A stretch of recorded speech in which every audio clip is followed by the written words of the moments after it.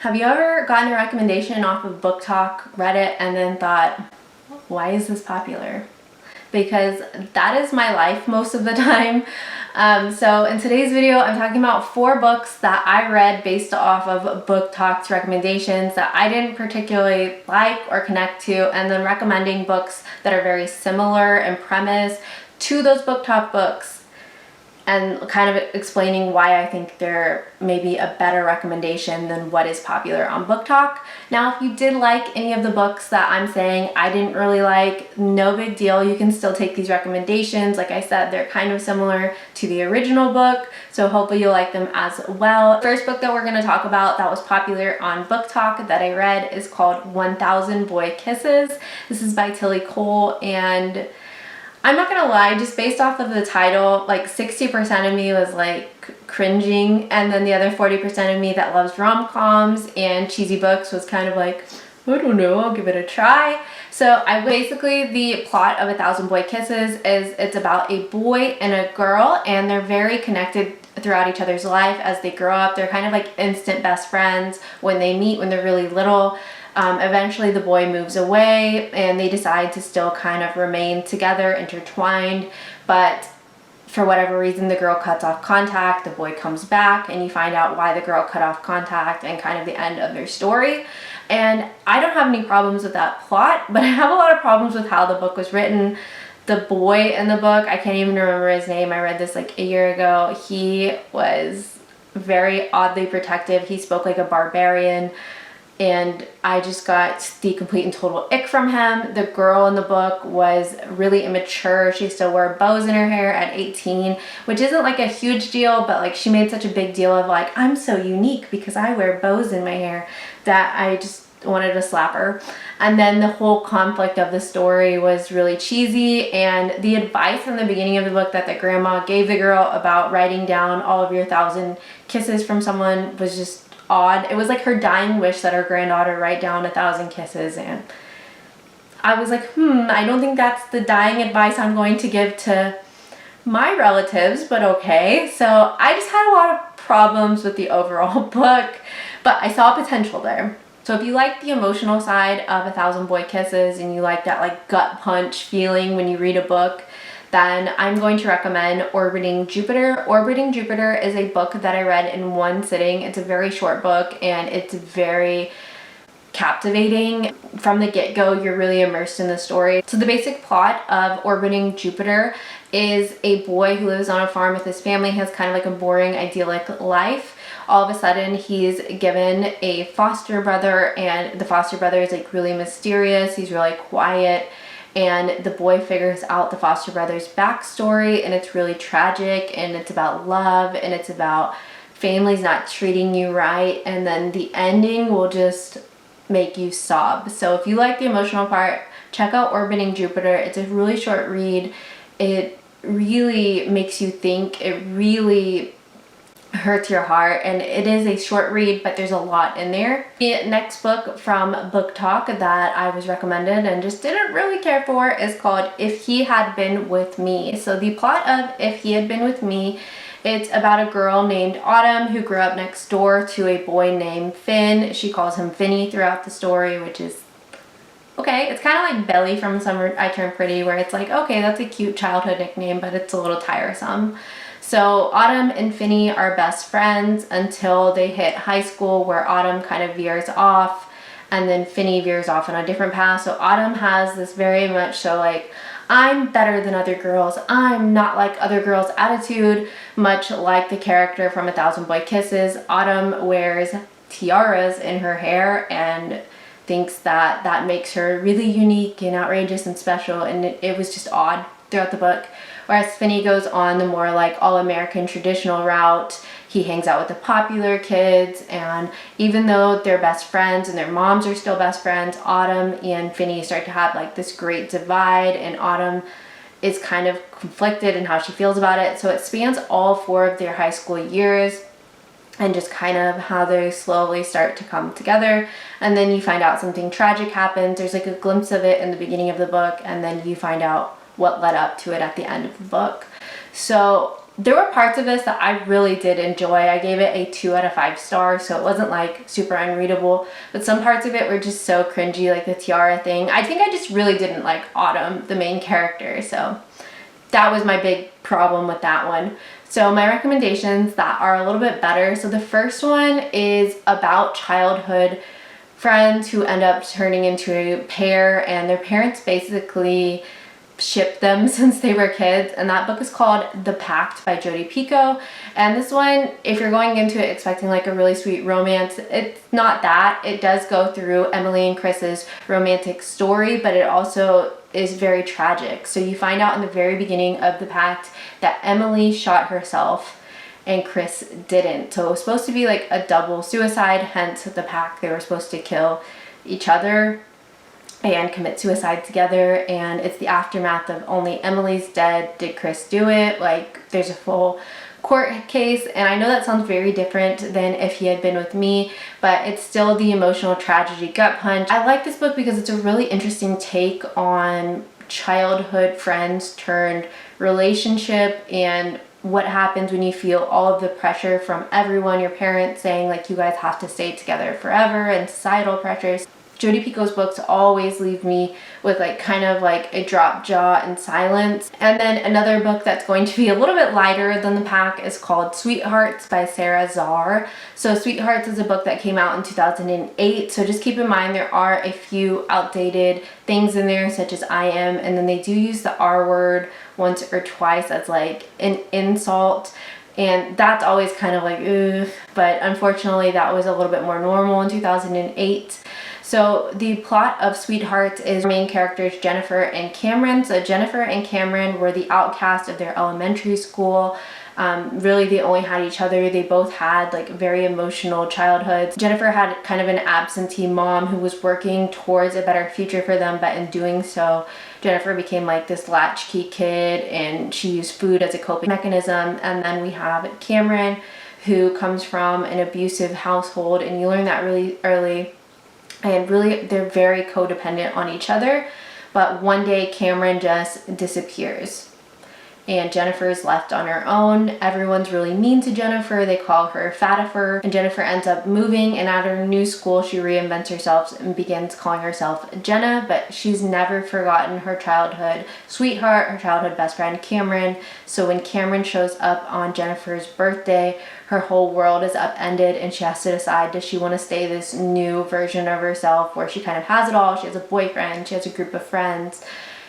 Or does she want to go back to being Jennifer and being more true to herself? She also has to relive some of the trauma that happened on her 9th birthday. And this book is very emotional throughout, especially when you learn more about Cameron's backstory. So this book is in no means perfect. There are some two-dimensional characters in there, just to be honest, much like in If He Had Been With Me. But I think our two main characters, Cameron and Jennifer, were very real. They are really the stars of the show, as they should be. The next book that I read based off of BookTok that I did not like was Magnolia Parks. And this book I honestly wouldn't have finished, but I bought this book with Kindle credit, and if I buy a book with my own money, I'm gonna finish it. Now, had I borrowed this from the library, I think I would have stopped after 40 pages. So the plot of this book is basically just drama. So Magnolia Parks is this influencer. She's a fashionista. She's all over the British tabloids as like a socialite. Her parents are famous, and she's known for being in a very on-again, off-again relationship with her best friend, BJ. So it's told through Magnolia's perspective, and then it's also told through BJ's perspective in an alternating viewpoint. So BJ was Magnolia's first love. They went to school together. They're kind of each other's found family because both of them come from families that are a little bit more absentee. They went to boarding school together, so they kind of grew up together. And that part of it is sweet, but the rest of it is just bad. So a few years into the relationship, BJ cheats on Magnolia, and then they break things off, and then this is kind of, the book's kind of about the aftermath of, should Magnolia get back together with BJ? Should she give in to trusting him again?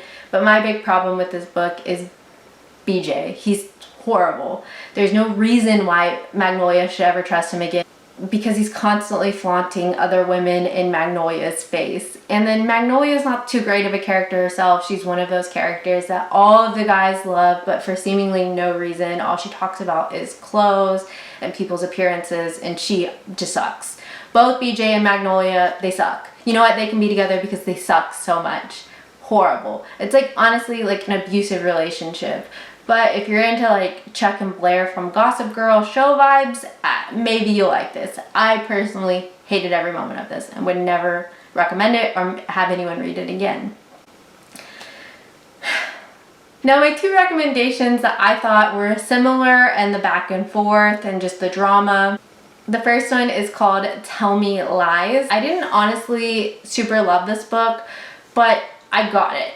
This book is about a girl named Lucy who goes off to college, and she meets a boy named Steven. At first, Lucy's not even attracted to Steven, but his indifference almost makes him attractive, which I think if we're all being honest here, we've all been there. We've all met a guy who we're like, I'm not even into you, and then we find out that for whatever reason, he's really not even that into us, and somehow that like cat and mouse game reels us in. We've all been there. We've all been dumb and young.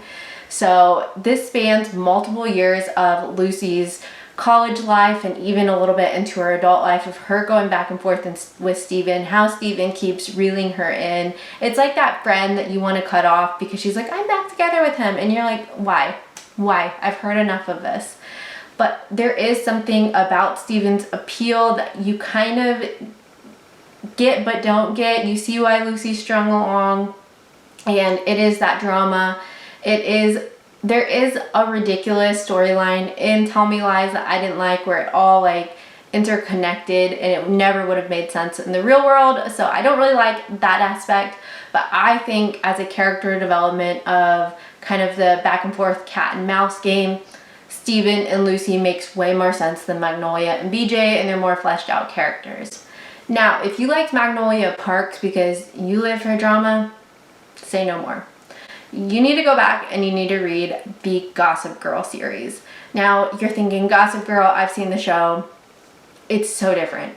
The Gossip Girl series is a series I started when I was like 12 years old, and let me tell you, I was way too young to be reading about some of the crazy things that these socialite, wealthy New York kids were doing, but I enjoyed every single minute of it. The books are so different from the show. You'll see Chuck Bass is a completely different character. He's this eclectic, odd side character. You also get more insight into Vanessa. She is annoying in the books, just like she is on the show, but at least it's more fledged out. Dan, I think, makes a little bit more sense in the book and the like kind of hipster route they end up taking him.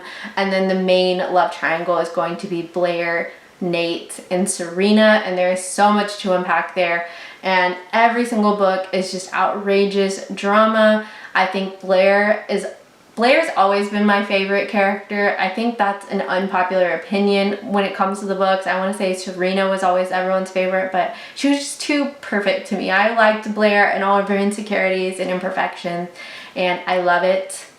It is one of my favorite series, and it's really one of the series that got me into reading about drama. It kind of reminds me of like a book version of Vanderpump Rules. So it is all about the drama, and these people are bad people, but you are invested. That is how I feel about Vanderpump, and that is how I feel about Gossip Girl. So if you've never read them, check it out. Do not read the second installment series of Gossip Girl. It's not good. It's about a group of triplets, and it's bad.